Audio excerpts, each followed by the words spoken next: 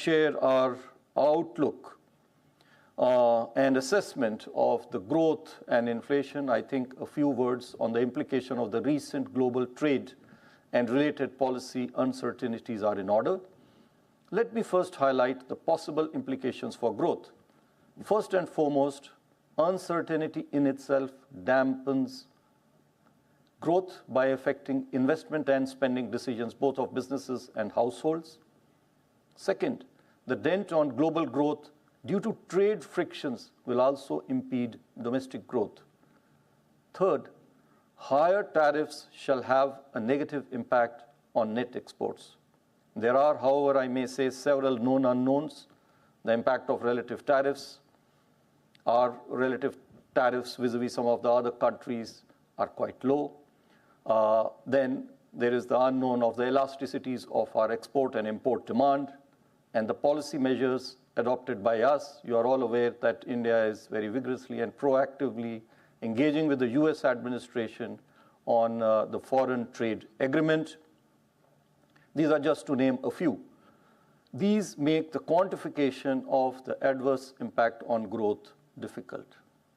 The risks to inflation, on the other hand, are two-sided. On the upside, uncertainties may lead to a possible currency pressure and therefore imported inflation. On the downside, slowdown in global growth could entail further softening in commodity and crude oil prices, putting downward pressure on inflation.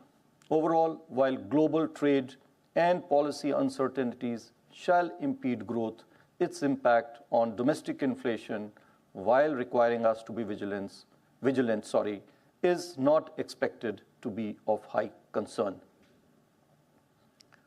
Coming now to our growth outlook. Real GDP, as you are all aware, this year, as per the MOSPI figures, is expected to grow at 6.5%. This is on top of a 9.2% growth rate observed in the previous year, which is 24-25. In 25-26, the current year, prospects of agriculture sector remain bright on the back of healthy reservoir levels and robust crop production. Manufacturing activity is showing signs of revival, with business expectations remaining robust, while services sector activity continues to be resilient. On the demand side, bright prospects of the agriculture sector bode well for rural demand, which continues to be healthy, while urban consumption is gradually picking up with an uptick in discretionary spending. Investment activity has gained traction and is expected to improve further on the back of sustained higher capacity utilization, government's continued thrust on infrastructure spending, healthy balance sheets of banks as well as the corporates, along with the easing of financial conditions.